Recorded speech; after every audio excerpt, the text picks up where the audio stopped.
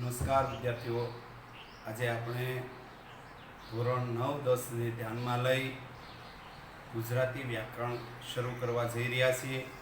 ગુજરાતી વ્યાકરણમાં સૌપ્રથમ આપણે ધ્વનિ શ્રેણી વિશે અભ્યાસ કરીશું. તો ધ્વનિ શ્રેણી એટલે શું? કોને ધ્વનિ શ્રેણી કહેવાય?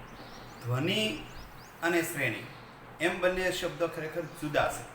બંને પછી ભેગા કરવામાં આવે છે. ધ્વનિ એટલે અવાજ, સૂર, નાદ. તમે તરત કહેશો ધ્વનિ ઉત્પન્ન થયો, અવાજ ઉત્પન્ન થયો. કોઈ વસ્તુ પડે અને એમાંથી જે કાંઈ ઘર્ષણ બળ થાય છે એને ધ્વનિ કહે છે. એવી જ રીતે આપણા શરીરમાંથી જે હવા બહાર આવે છે ને, એ હવા બહાર આવતા ઘણી જગ્યાએ અવરોધે છે, એટલે કે અથડાય છે. જે અથડાય છે અને અથડાવાના કારણે ઉત્પન્ન થયેલો અવાજ એટલે છે ધ્વનિ, નાદ, સૂર. જેવી રીતે દાખલા તરીકે તમે હાથ જે છે, બે હાથ ભેગા કરશો અને તાળી પાડશો તો પણ એક ટપાકાનો અવાજ આવશે. એમ તમારા શરીરના ઘણા બધા ભાગોમાંથી અથડાતો બહાર આવે છે. આમ તો સાહિત્યકારો અને સાહિત્ય ચિંતકોએ કહ્યું છે કે આપણા શરીરના નાભીના ભાગથી લઈ અને ઓષ્ઠભાગ સુધી લગભગ 16 સ્થાનોમાં આ હવા અથડાય છે અને અવાજ ઉત્પન્ન થાય છે. આ જે અવાજ ઉત્પન્ન થાય છે એને કોઈ ભાષામાં વણી લેવામાં આવ્યું છે. માની લો કે આપણી ભાષા છે ગુજરાતી, તો એ ગુજરાતી ભાષામાં એને વણી લેવામાં આવ્યું કે જે ઉત્પન્ન થાય એવા સુરો અલગ અલગ પ્રકારના ઉત્પન્ન થયા. એના આધારે એના મૂળ ભાષા ઉત્પન્ન થઈ. એ મૂળ ભાષા ઉત્પન્ન થઈ એ જ આપણા જે છે એ મૂળાક્ષરો છે. તો આ મૂળાક્ષરોને બે વિભાગમાં વહેંચવામાં આવ્યા. કેવી રીતે? તો કે ભાઈ સ્વર મૂળાક્ષરો અને વ્યંજન મૂળાક્ષરો. તો આપણે એ જોઈ લઈએ, સ્વર મૂળાક્ષરો એટલે શું અને વ્યંજન મૂળાક્ષરો એટલે શું. તો કે સ્વર મૂળાક્ષરો એટલે સ્વતંત્ર રીતે ઉચ્ચારણ, એની સાથે કોઈ બીજાનું જોડાણ નહીં. જ્યારે વ્યંજનની અંદર કોઈને કોઈ બીજા અવાજનું જોડાણ થાય છે. દાખલા તરીકે તમે ક લ્યો તો ક બોલતી વખતે ક પહેલું ઉચ્ચારણ અને પછીનું ઉચ્ચારણ છે તમારું અ.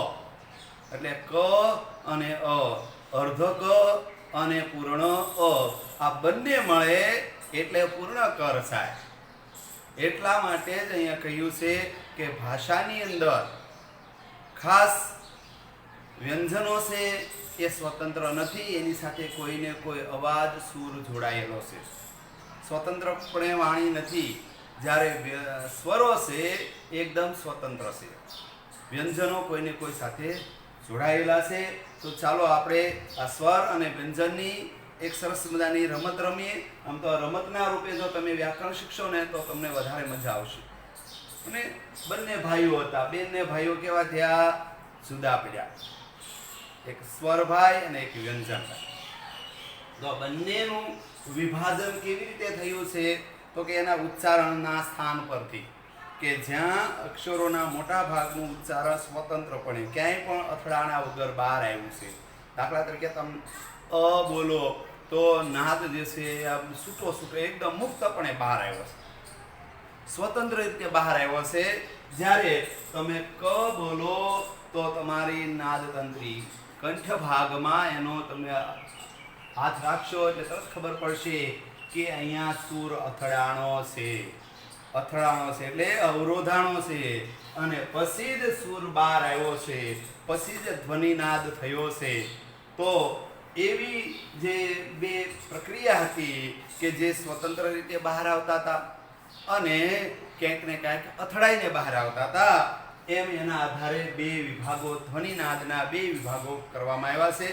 એટલે એ સ્વર ધ્વનિ અને વ્યંજન ધ્વનિ એમ એ મૂળ ભાષાના મૂળાક્ષરોના બે વિભાગ પાડવામાં આવ્યા છે. બીજી વાત છે, આપણે ધ્વનિની વાત કરીને પાછળ શ્રેણી. શ્રેણી આપણે પછી શીખવાના છીએ, પણ પહેલા આ ધ્વનિઓ વિશે માહિતી લઈ લઈએ. શ્રેણીનો અર્થ સામાન્ય તમને કહી દો કે એની ક્રમિકતા. કયા પછી સૂરની અંદર અવાજ ઉત્પન્ન થાય છે ને એ અવાજ કયા ક્રમમાં બહાર આવે છે. પહેલા ક આવે છે, પછી પાછળ અ આવે છે, તો ક વત્તા આ બંનેનું જોડાણ છે, બંને સાથે છે. એમ પછી અક્ષરની સાથે સાથે તમે શબ્દ બનાવશો તો શબ્દોમાં પણ ક્રમિકતા કેવી છે કે કયા સૂરનો પહેલો ઉત્પન્ન થાય છે, બીજા સૂરનું ઉત્પાદન ક્યારે થાય છે, એ કેવી ક્રમમાં થાય છે. તમે અક્ષર શબ્દ બોલો તો એમાં અ જે છે એ સ્વર પહેલા ઉચ્ચારણો, પછી ક્ષર શબ્દમાં તમે ક બોલો છો, ક્ષ બોલો છો અને અ બોલો છો, પાછળ ર બોલો છો. અક્ષર પાછળ જોડાક્ષર છે એટલે ર ની સાથે પછી અ તમે નહીં લખો તો ચાલશે. આમ તો નથી જ લખાતો, જોડાક્ષર પ્રમાણે લખાતો નથી. એટલે એ રીતે ક્રમિકતા પ્રમાણે જ્યારે બહાર આવે છે ત્યારે એને આપણે ધ્વનિ શ્રેણી કહીએ છીએ. તો એ ધ્વનિ શ્રેણી આજે આપણે જોવાની છે. તો અહીંયા સ્વર ધ્વનિ ક્યાં ક્યાં, તો કે આ બોલજો, સાથે સાથે બોલવાનું. આ, ઈ, ઉ.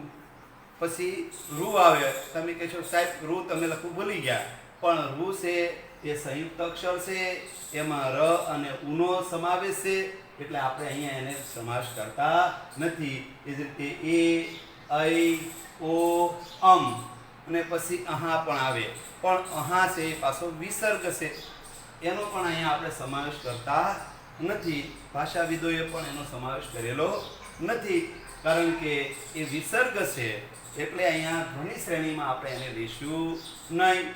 આગળ વ્યંજન ધ્વનિઓ જોઈએ તો વ્યંજન ધ્વનિમાં મુખ્યત્વે બે વિભાગ પાડવામાં આવ્યા. કયા બે વિભાગ, તો કે વર્ગીય વ્યંજન અને અવર્ગીય વ્યંજન. તો તમને એમ થશે કે વર્ગીય અને અવર્ગીય આ વડે શું, તો કે ભાષાની અંદર જ્યારે આપણે કોઈ લખાણ કરીએ છીએ ત્યારે એની સાથે જે ગોઠવણી છે, ઉચ્ચારણની ગોઠવણી છે, એમાં ઘોષ, અઘોષ, પ્રાણ, મહાપ્રાણ આની ગોઠવણી છે. દાખલા તરીકે તમે ક, ખ એ જે છે એ અક્ષરો જોશો અને એનું ઉચ્ચારણ જોશો, પછી ગ, ઘ અને અંગ એનું ઉચ્ચારણ જોશો તો બંનેનું ઉચ્ચારણ સ્થાનો અલગ છે. એ ઉચ્ચારણ સ્થાનોને આધારે એનું વર્ગીકરણ થયું છે. બીજું કે બે વર્ગીય આ મુખ્ય બે ભાગ પાડવાનું કારણ એ છે કે આ ભાગો જે છે એ બધા જે છે ક્યાંક ને ક્યાંક જે છે સ્પર્શે છે, જ્યારે આ અક્ષરો બધા જે છે એ બહુ ઓછા સ્પર્શે છે, અને એમનો સૂર જે છે એ બહાર આવે છે. એટલા માટે એમને અસ્પર્શી પણ કીધા છે કે સ્પર્શતા નથી. આપણે કીધું ને કે ભાઈ કે અવાજ ઉત્પન્ન થાય એના મુખ્ય 16 સ્થાનોમાંથી ઉત્પન્ન થાય છે, એટલે કે 16 સ્થાનોમાં એ અવાજ છે અથડાય છે અને એનો અવાજ ઉત્પન્ન થાય છે.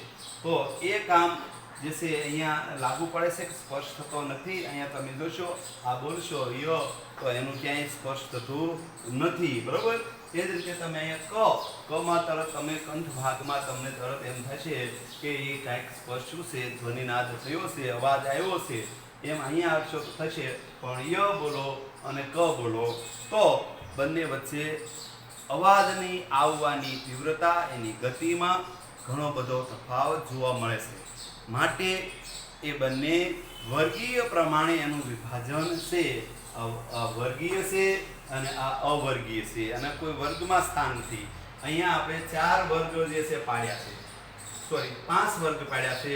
કે પહેલો વર્ગનું નામ છે ક, ચ, ટ, ત, ફ, બરોબર ને. તો વર્ગનું નામ શું છે ખાસ અલગ જો મેં લખ્યું છે, અલગ રંગથી પણ લખ્યું આ માટે કે તમને યાદ રાખવામાં સરળતા પડે કે ક, ચ, ટ, ત, પ, ક, ચ, ટ, ત, પ આ વર્ગ છે.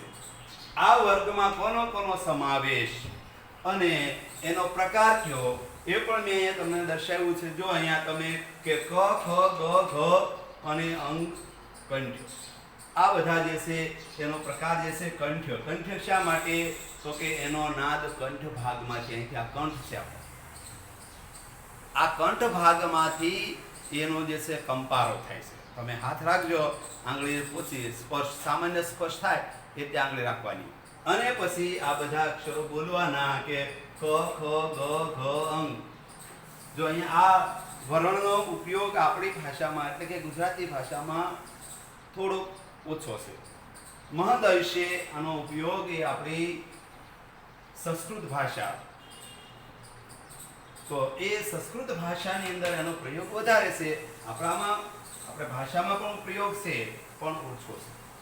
પણ એને અનુનાસિક વ્યંજનો કીધા છે.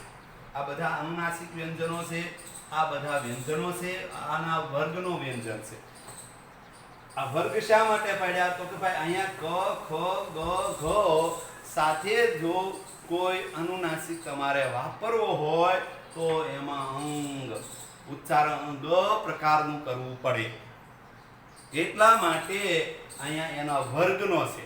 આના આધારે જ મુખ્ય આધાર આનો છે. અને આ જે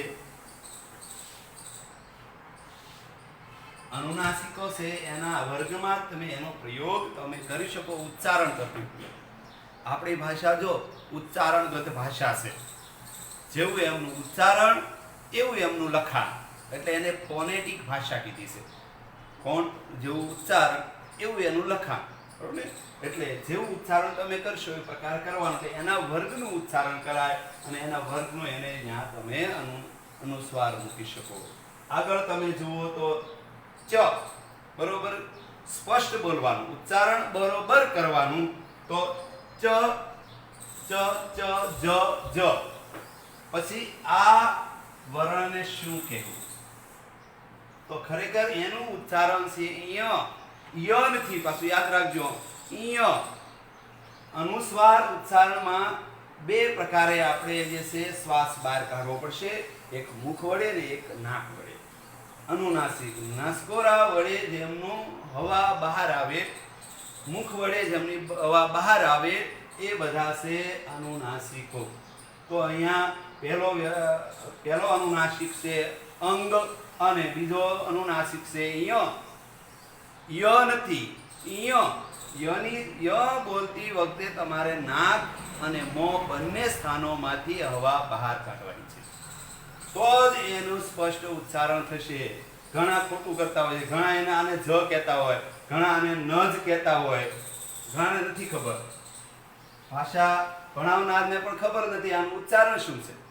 એટલે ખાસ ધ્યાન રાખજો, ખોટું ઉચ્ચારણ ન થાય.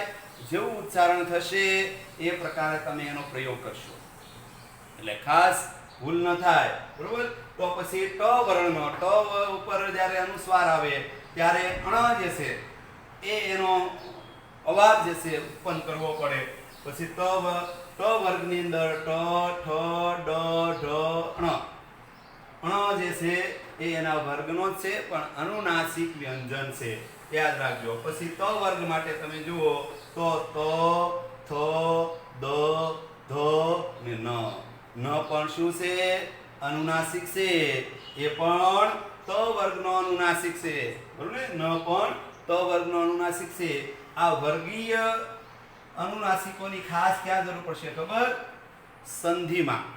આપણે જ્યારે શબ્દોની સંધિ છૂટી પાડશું ને ત્યારે ઉપર અનુસ્વાર હશે ત્યારે આપણે કયો એનું ઉચ્ચારણ શું કરવું, અનુસ્વાર છે તો એને કયા અક્ષર તરીકે એને મૂકવો, તો ત્યારે ખાસ ખ્યાલ આવશે કે શું મૂકવું. તો ત્યારે ખાસ ધ્યાન રાખવાનું છે તમારે કે એના વર્ગનો તમારે અનુનાસિક મૂકવાનો. ન છે એ ત વર્ગનો અનુનાસિક છે. તો ત વર્ગમાં કયા કયા અક્ષરોનો સમાવેશ થાય છે? તો કે ત, થ, દ, ધ.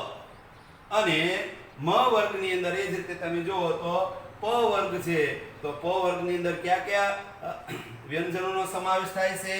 તો કે પ, ફ, બ, ભ. આ એમના વર્ગીય વ્યંજનો છે. એની અંદર અનુનાસિક તરીકે તમારે મ વાપરવાનો, મનો પ્રયોગ કરવાનો છે. ખાસ ધ્યાન રાખજો, ભૂલ જરાય નહીં કરતા. અને આ જો અત્યારે તમે પાકું કરી લેશો ને તો તમને સંધિ છૂટી પાડવી કે સંધિ જોડવી એ સાવ સરળ પડી જશે. સંધિ છૂટી જોડવી એટલે શબ્દો છૂટા પાડવા અને જોડવા, તો જ એમનો બરોબર અર્થ જળવાઈ રહે. સંધિ જ્યારે છૂટી પાડીએ ને ત્યારે એનો અર્થ બરોબર જળવાઈ રહેવો જોઈએ. જો એનો અર્થ બરોબર જળવાશે નહીં તો શું થશે કે તમારી સંધિ ખોટી પડશે અને પરીક્ષામાં તમને માર્ક્સ મળશે નહીં. માટે આપણે માર્ક્સ મેળવવાના છે. માર્ક્સ મેળવવા હોય તો આ બરોબર ખાસ ધ્યાન રાખવું પડે. બીજી વાત આપણે કરવાના છીએ એમાં અવર્ગીય અથવા અસ્પર્શ. જ્યાં સ્પર્શ થતો નથી ત્યાં. તો ક્યાં નથી થતો તમે જોશો અહીંયા કે ય શ ર શ ળ લ સ વ અને હ. આનો કોઈ વર્ગમાં પણ સમાવેશ નથી. અહીંયા આ વર્ગો જે છે એ અનુનાસિકના આધારે ખાસ પડ્યા છે અને એના વર્ગના નામ ક ચ ટ ત પ એમ આપ્યા છે, પણ અહીંયા કોઈ વર્ગ નથી. અહીંયા માત્ર એમના પ્રકાર, ઉચ્ચારણ પ્રકાર. ક્યાંથી ઉચ્ચારણ થાય છે તો કે ય અને શ નું ઉચ્ચારણ કંઠ ભાગમાંથી થાય. ર શ ને ળ તાલવ્ય, કંઠથી ઉપરનો ભાગ, આ ભાગને તાલવ્ય ભાગ કહે છે. તાળવું એ તાલવ્ય ભાગ. તાલવ્ય ભાગથી આગળનો ભાગ, અહીંથી શરૂઆત કરીને ઓઠ સુધી, અહીં સુધી આવવાનું છે આપણે. તો એ આગળના ભાગને જે છે જીભના અગ્રભાગ, ઉપરના ભાગને મૂર્ધન્ય ભાગ કહેવામાં આવે છે. તો લ તમે જોજો કે તમે અંદરથી જ્યારે લ ઉચ્ચારણ કરો છો ત્યારે જીભને અંદરના તાળવામાં ઉપર લાવે. તો એ મૂર્ધન્ય.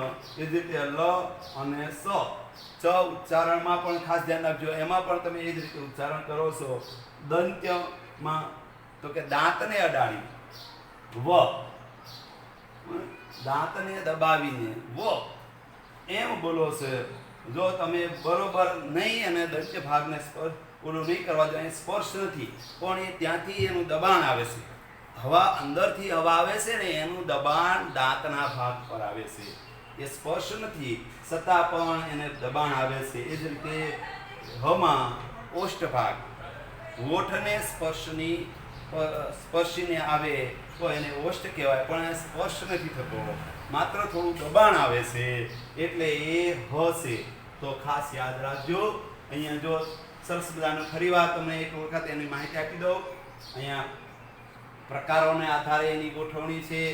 અને કંઠ વ્યંજનો ક્યાં ક્યાં તો કે ભાઈ ક ખ ગ ઘ અને અંગ. યાદ રાખજો, ઉચ્ચારણ બરોબર યાદ રાખજો. તાલવ્ય, તાળવાનો આ કંઠ ભાગ છે, કંઠ ભાગમાંથી ઉચ્ચારણ થયું. ઉપરનો ભાગ તાલવ્ય છે. આ તાળવાના ભાગ ઉપરથી એનું ઉચ્ચારણ થશે. જોજો ટ વર્ગ છે તો ટ ઠ ડ ઢ અને જે છે ને એ બોલતી વખતે આપણે મોઢા અને નાક બંને વડે એની હવા બહાર કાઢવાની છે, તો જ એનું સ્પષ્ટ ઉચ્ચારણ થશે. ઘણા તો એ ખોટી વાત છે. એ ઉચ્ચારણ કરવાનું છે. કારણ કે જો તમે એમ નહીં કરો, અંદરથી મોઢા વડે ને નાક વડે હવા બહાર નહીં કાઢો, તો તમે એનું ઉચ્ચારણ ખોટું કરો છો. કારણ કે એ તો અનુનાસિક વ્યંજનો છે. એ કાંઈ વર્ગીય વ્યંજનો નથી. એટલે ખાસ યાદ રાખજો આનું ઉચ્ચારણ કરતી વખતે. એ જ રીતે ત વર્ગમાં તમે જુઓ દંત્ય, એટલે કે સોરી આનું મૂર્ધન્ય. મૂર્ધન્ય એટલે તાળવાથી આગળનો ભાગ, જીભની ઉપરના તાળવાનો ભાગ, જેને મૂર્ધન્ય ભાગ કહેવામાં આવે છે.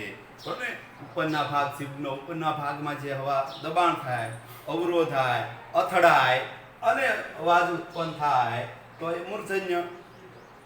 પછી દાંત, આગળનો ભાગ આવ્યો હવે દાંત. દાંત સાથે હવા અથડાય અને અવાજ ઉત્પન્ન થાય તો એ દંત્ય છે. તો દંત્યમાં ક્યાં ક્યાં તો કે ત, થ, દ, ધ, ન. જો થડકારો ત્યાં આવે છે. અડશે એવું નથી, જીભની અડવાની સાથે વાત નથી. અવાજ જે છે અંદરથી હવા જે છે, અવાજ એટલે હવા, અને એ હવા જ્યારે એ દંત્ય ભાગ સાથે અથડાય ત્યારે એને દંત્ય વર્ણો કહેવામાં આવે છે. આ બધા વર્ણો બરોબર ને.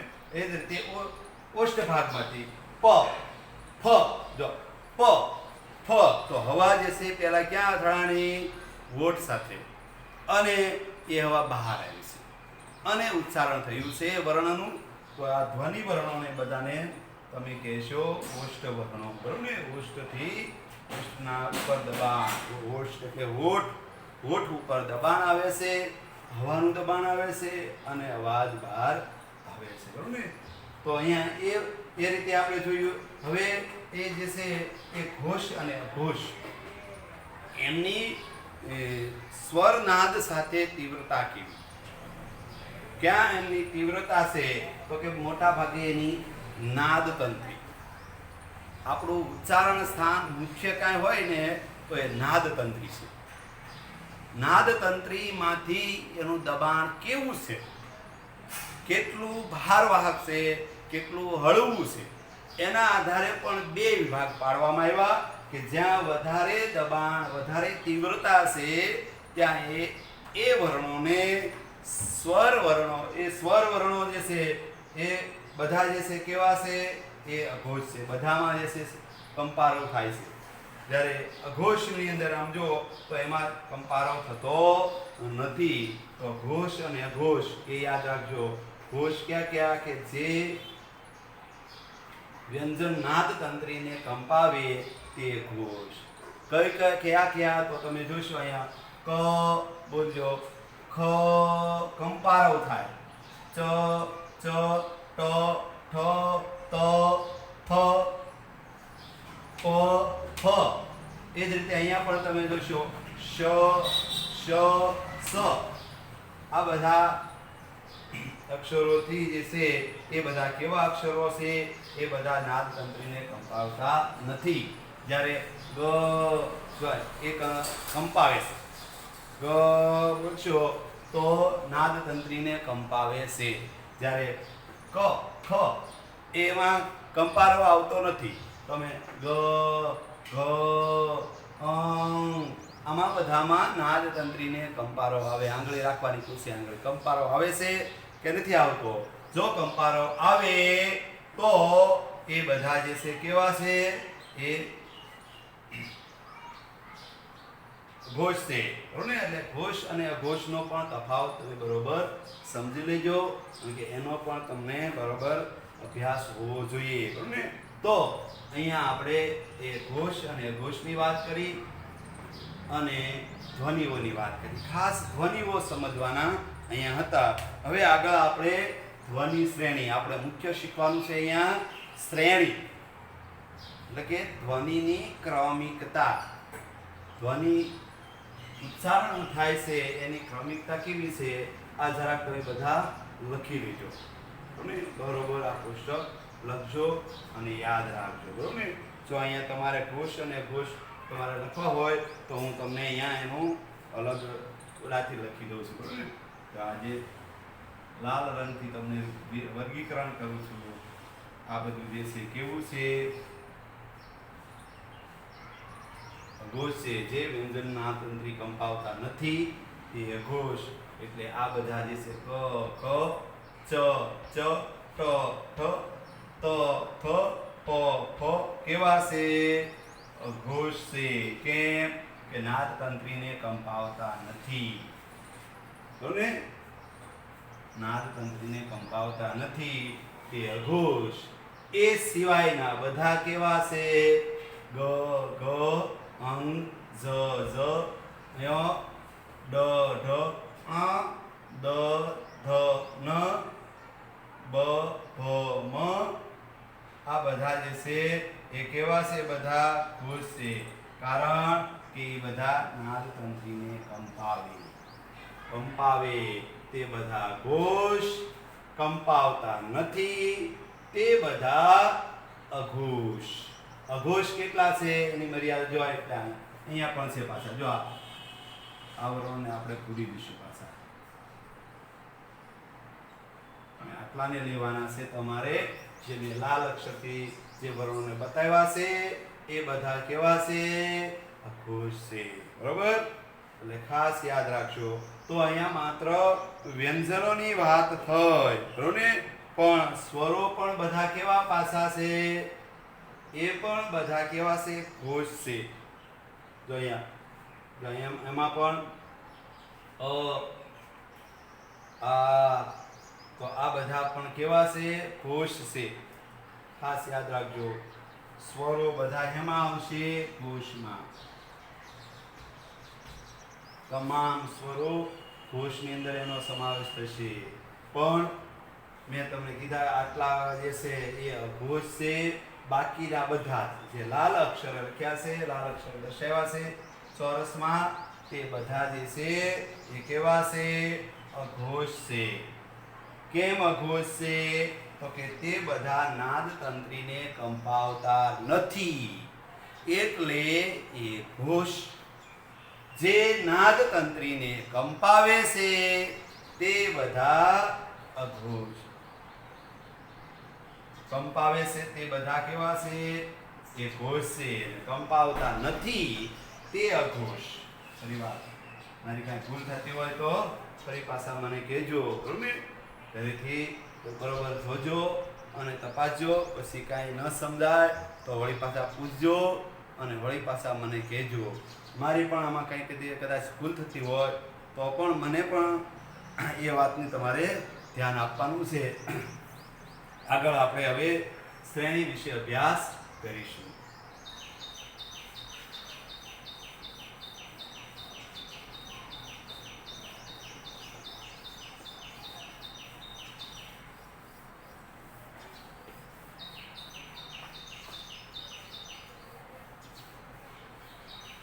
જો શ્રેણી વિશે અભ્યાસ કરતા પહેલા આપણે કયા અક્ષરોમાં કયા અક્ષરનો સમાવેશ છે એનો પણ આપણે અભ્યાસ કરી લેવો જોઈએ. સામાન્ય રીતે તમને કોઈ શબ્દ આપ્યો નમ,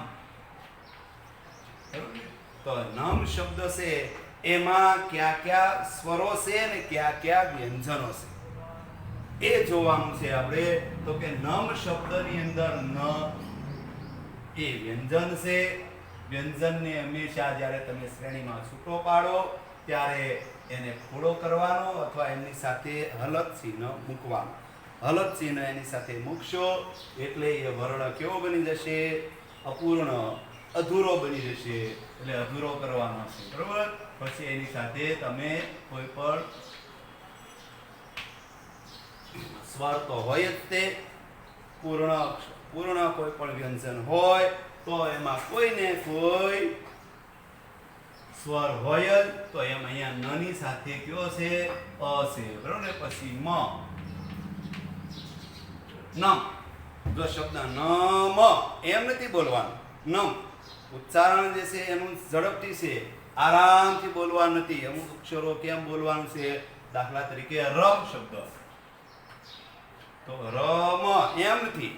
મ એ લંબાવવાનો નથી. રમ શબ્દ ર એ જ રીતે તમે ર થોડો દર્શાવશો, એની સાથે અ સ્વર મૂકશો અને પછી ન સોરી મ મૂકશો. તો આ મ મૂક્યો તો તમે પૂર્ણ મૂક્યો. તમે કહેશો સાહેબ એમાં આપણે અહીંયા તો એમને મૂકી દીધો, એની સાથે અ નથી મૂકતા તો મૂકી શકીએ, પણ એમ મૂકી ન શકાય તો એ ખોટું પડે અને પરીક્ષામાં તમને માર્ક મળે નહીં.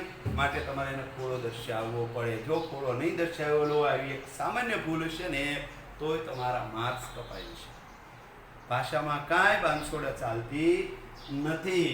માટે બરોબર યાદ રાખજો. બરોબર? તો આવા કેટલાક શબ્દો છે એ તમારા પાઠ્યપુસ્તકમાં આપેલા છે. એ શબ્દો આ તો તમને આવડી જાય, આમાં કઈ અઘરું નથી. પણ એમની સાથે કેટલાક તમે જુઓ કે જોડાક્ષર વાળા શબ્દો પણ છે.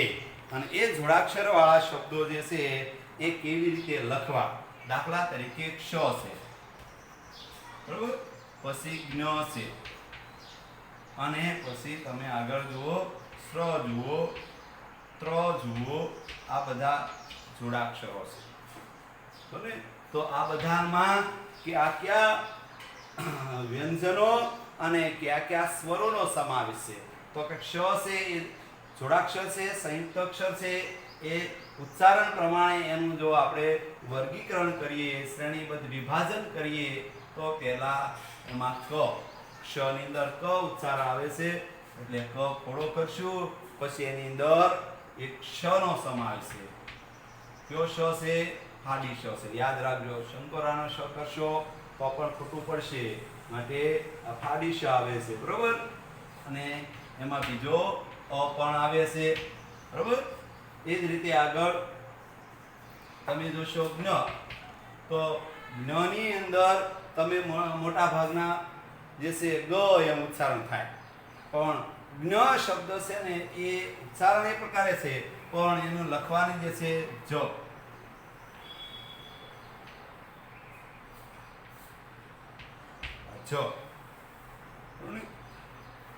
સોરી જ પેલો જ આવશે, જ વત્તા બીજો જ છે, બીજો જ નથી. આને શું કહેશું આપણે? ય. જ્ઞ બોલીએ છીએ ત્યારે ય ઉચ્ચારણ છે, અને ય એટલે ય નથી, પણ શું છે એ અનુનાસિક છે, એટલે કે નાક વડે અને મુખ વડે બંને વડે એની હવા બહાર આવે છે, એટલે ય છે. તો એ ય છે. કોઈ જ આને કહેતા નહીં, જ ઉચ્ચારણ થાય, અથવા કોઈ એમ કહેતા ગ, તો ગ પણ નથી, આ ય છે. જ્ઞ, જો આમાં ગ નું ઉચ્ચારણ નથી, આના વર્ગીય છે. જો એ જ કેમ આવ્યો? તો કે એનો વર્ગીય છે, જ નો વર્ગીય અનુનાસિક છે, એટલે પહેલા જ મૂક્યો છે અને પછી એને છૂટો પાડ્યો છે, છેલ્લે અ.